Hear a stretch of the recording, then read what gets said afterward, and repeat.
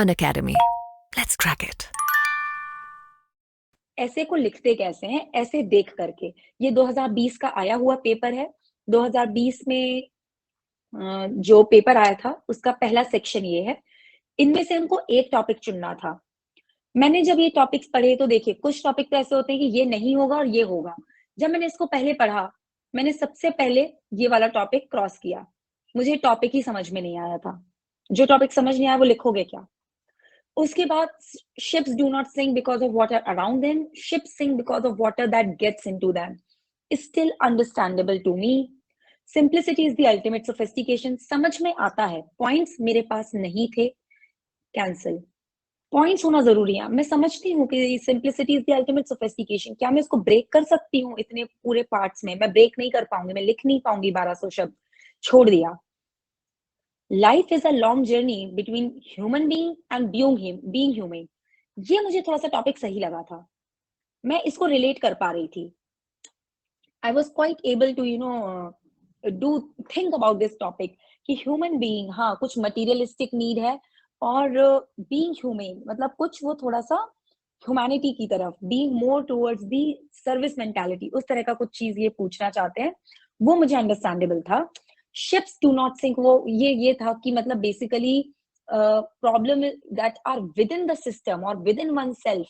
तो ये मैं सोच तो पा रही थी कि इंडिविजुअल लेवल पे बता सकती हूँ, एग्जाम्पल्स दे सकती हूँ, पॉलिटिकली कुछ सिस्टम्स का एग्जाम्पल, लेकिन फिर भी ऐसा लगा उतने पॉइंट्स नहीं है जितने इस वाले में है। तो फिर फाइनली मैंने चूज कर लिया कि भाई अगर मुझे लिखना है तो फिर यही वाला लिखना है। So what I did was, first was choosing the topic. मैंने आपको बोला ना 15 minute. Initially 15 minutes I took just for selecting the topic from both the section। ऐसे नहीं आधा घंटा बैठ के टॉपिक ही सिलेक्ट कर रहे हैं। टाइम डिवीजन एक क्विकली बता देती हूँ। टाइम को देखो क्या किया था। दो ऐसे हैं, 1.5 घंटे का टाइम है। उसमें से 15 मिनट, 3 घंटे का टाइम है। उसमें से आप 15 मिनट तो दोगे सिर्फ चूज करने के लिए, और 15 मिनट हटा दो फॉर्मेलिटीज में, कई बार चूज करने में ज्यादा टाइम लगेगा। टोटल 2.5 घंटा बचा। 2.5 घंटे को डिवाइड करो दोनों में। आपको 2.5 घंटे में 50-50 मिनट लगेंगे लिखने में। मैं 50 मिनट पता है क्यों बोल रही हूँ? एक बार स्ट्रक्चर अच्छा तैयार है ना, कुछ टाइम नहीं लगता। सिर्फ आप 50 मिनट के अंदर पूरा ये तैयार करके बैठ जाओगे। 100 मिनट्स आपके यहाँ पर हो गए, तो 2.5 घंटा विच इज 120 30 150, या यू हैव 50 मिनट्स। 25 मिनट्स आपको स्ट्रक्चर प्लान करने के लिए मिल जाएंगे। रफली क्या हुआ, 25 minutes for planning the structure, 50 minutes for writing the ऐसे। और ये बिल्कुल डुएबल है, कंफर्टेबल है। बिलीव मी, आपको हर पेज लिखने के लिए 5 मिनट मिलेगा। और आप ऑलरेडी ऐसे में, आप ऑलरेडी स्ट्रक्चर में ये देख चुके हो कि आपको लिखना क्या है। स्ट्रक्चर को आप बुलेट पॉइंट्स में बनाओगे। Simple but creative language. मैंने टाइम का बताया, तो मैंने बताया आपको 50 मिनट लिखने के लिए चाहिए। दोनों एसेस के लिए आपको 25 मिनट में अपना स्ट्रक्चर बनाना है। और उसके बाद 15 मिनट में टॉपिक चूज करना है। 15 मिनट आपके पास अलग अलग ऑलरेडी एक्स्ट्रा में है। आप आराम से आधा आधा घंटे में स्ट्रक्चर तैयार कर सकते हो। अगर स्ट्रक्चर तैयार किया बुलेट पॉइंट्स में, तो बिल्कुल आपको टाइम नहीं लगने वाला है अपना ऐसे लिखने में। तो मैंने बताया कि मैंने टॉपिक चूज कैसे किया था। आई होप आपको क्लियर होगा। मैंने कंटेंट के हिसाब से किया, मेरे पास सबसे ज्यादा कंटेंट है, तो ये मैंने टॉपिक चूज किया। Let's start brainstorming. चलो अब पहले इंट्रोडक्शन की बात करते हैं। What should be the introduction? Let us see the keywords. Human being, being human. ना कोई कोटेशन याद आया, ना कोई story. Still, I tried. One thing I'm repeating here again, I have got 132 an essay. It is not a phenomenal mark, but believe me, मेरा काम चल गया। So it worked for me. बहुत ज्यादा मेहनत नहीं लगी। तो आप अपनी तरफ से जो भी चीजें ऐड कर सकते हो तो प्लीज करिएगा। मैं जो बता रही हूँ ये सिर्फ एक ओवरलाइन है, एक आउटलाइन है आपके लिए। सो ह्यूमन बीइंग का क्या मतलब समझते हैं आप लोग? ब्रेनस्टॉर्म करने का सबसे पहला है टॉपिक समझना। ह्यूमन बीइंग मतलब एक बायोलॉजिकल फिजिकल बीइंग जिसकी अपनी जरूरतें होती हैं, उन जरूरतों को पूरा करने के लिए वो एफर्ट्स डालता है। तो बीइंग ह्यूमन क्या है? जो दूसरों की जरूरतों पर ध्यान देता हो। Can you connect the two? एक खुद की ज़रूरतों को पूरी तरह ध्यान देने में हमारा एफर्ट है, और दूसरी चीज़ क्या है, दूसरों की चीज़ों को moral, yes there is morality, there ethics, ये इस तरह से मैंने पहले तो टॉपिक समझ लिया। उसके बाद शुरू किया, इंट्रोड्यूस कैसे किया जाए। इंट्रोडक्शन में मुझे समझ में नहीं आया, मुझे लगा मैं कुछ एक छोटा-सा डेफिनिशनल कुछ दे दूँ। वैसे तो डेफिनिशन अवॉइड करनी चाहिए आपको, लेकिन मैंने क्या डेफिनिशन लिखा, human beings, dictionary defines human beings as a member of species Homo sapiens, one who is guided by physical instincts to fulfill one's own needs. ठीक है, ऐसे मैंने शुरुआत की कि human being, then the instincts of a human being are intrinsically that are not very different from other species of animal kingdom. Hindi में बोलूँ, अच्छा, डेफिनिशन ये लिखी कि भाई ह्यूमन बीइंग क्या है, होमोसेपियंस की जो स्पीशीज है उसका एक मेंबर है। देखा जाए तो बहुत ज्यादा अलग नहीं है वो दूसरे एनिमल किंगडम की स्पीशीज से। क्यों? आप एक इन्फेंट को देखो, ह्यूमन बीइंग्स का प्योर फॉर्म क्या है, एक छोटा इन्फेंट बेबी। वो बेबी का टेंडेंसीज क्या होती है, बिल्कुल ह्यूमन वाली टेंडेंसी, जो हम biological instincts.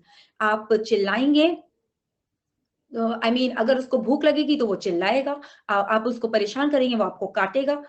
No offence, but क्या एनिमल्स ऐसे ही बिहेव नहीं करते हैं? आप उनको परेशान करो वो आप पे काटेंगे, आप उनको वो खाने को नहीं मिलेगा वो चिड़चिड़ाएंगे। मतलब देखो, एक infant baby, baby human being में और एक एनिमल में बहुत ज्यादा डिफरेंस नहीं है। उसको कुछ अच्छा लगता है वो ले लेता है, वो पूछता थोड़ी ना है।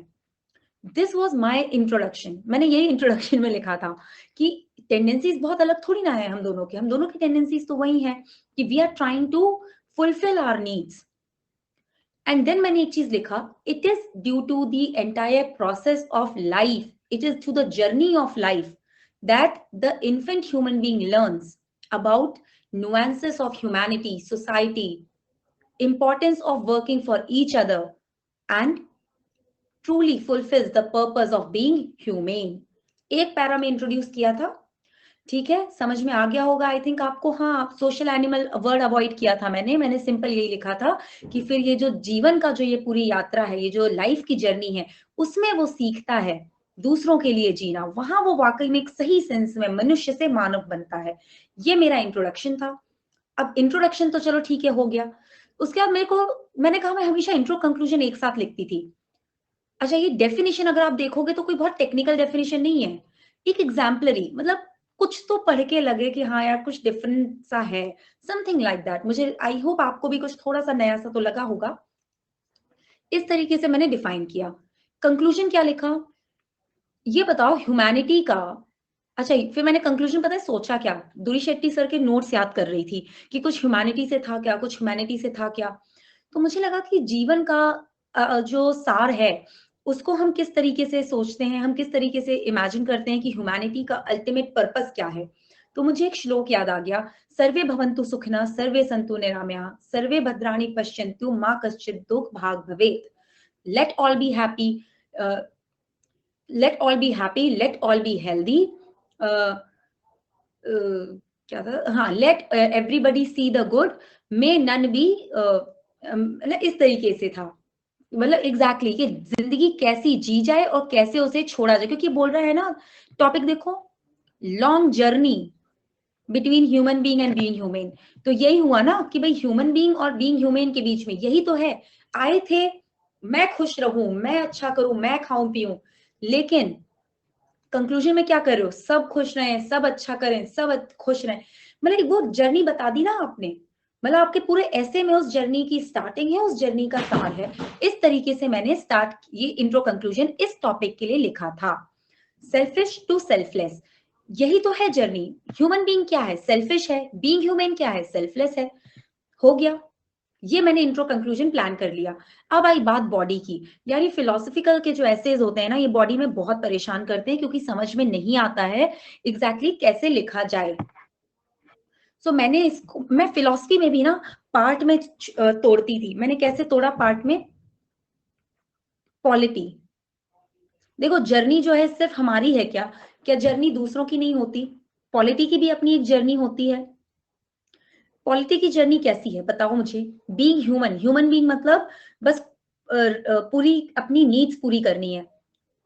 ह्यूमन बीइंग का एस्पेक्ट हो गया मोनार्ची, ठीक है, मतलब एक व्यक्ति का रूल, भाई हमारी अपनी रूल है। ह्यूमेन एस्पेक्ट क्या है? What is humane form of government? Democracy. आपको नहीं लग रहा कि हम इससे इसकी तरफ जा रहे हैं? पूरी दुनिया में कहीं ना कहीं एक शिफ्ट हो रहा है। अब इकोनॉमी पे आ जाओ, ठीक है, और फिर इसमें ना ये देखो मैं स्ट्रक्चर बता रही हूँ, स्ट्रक्चर में पूरा ऐसे मत लिख देना जा करके, नहीं तो वो स्ट्रक्चर ही आपका 4-5 पेज का बनेगा। स्ट्रक्चर ऐसे ही लिखना और फिर जाके इसको इलैबोरेट करना, ह्यूमन राइट्स लिख देना, फ्रीडम वगैरह लिख देना। अब इकोनॉमी में मुझे बताओ, what is economy, how was economy in human form? Mercantilism, capitalism. Capitalism भी वो किस तरह का कैपिटलिज्म? आप लिख सकते हो एक्सप्लॉइटेटिव कैपिटलिज्म। मर्केंटलिज्म क्या था? हमारा देश तरक्की करे, बाकी सबको जाने दो, इंपोर्ट बिल्कुल जीरो कर दो, एक्सपोर्ट खूब बढ़ा लो। वही जो ये ब्रिटिशर्स वगैरह ने किया था, कोलोनियलिज्म। इन सब से आप कनेक्ट करो कि पहले ये था, आज क्या बात हो रही है, what are you talking today? Inclusive development.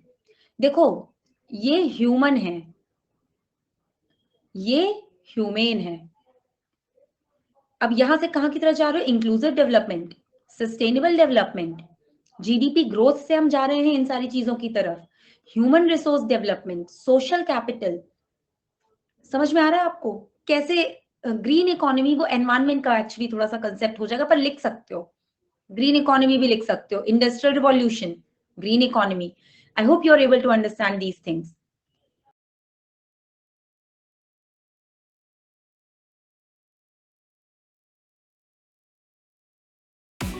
UPSC CSC की प्रिपरेशन प्रैक्टिस क्वेश्चंस के बिना इनकम्प्लीट है, इसलिए अनअकैडमी पे अभियान T20 जैसे डेली टेस्ट्स आपको यूपीएससी सीएससी की प्रिपरेशन को स्ट्रेंथन करने में सपोर्ट करते हैं। एडिशनली आप हर वीक अनअकैडमी कॉम्बैट देकर अप टू 100% स्कॉलरशिप भी अवेल कर सकते हैं। टेस्ट स्टार्ट करने के लिए अपने होम पेज पर स्क्रॉल करें और ट्राई अ मॉक टेस्ट पर क्लिक करें। अभियान टेस्ट को सेलेक्ट करें, टेस्ट पे टैप करें और स्टार्ट टेस्ट से स्टार्ट करें। सो करिए आज ही शुरुआत इंडिया के अनअकैडमी फ्री टेस्ट सीरीज के साथ। Let's crack it.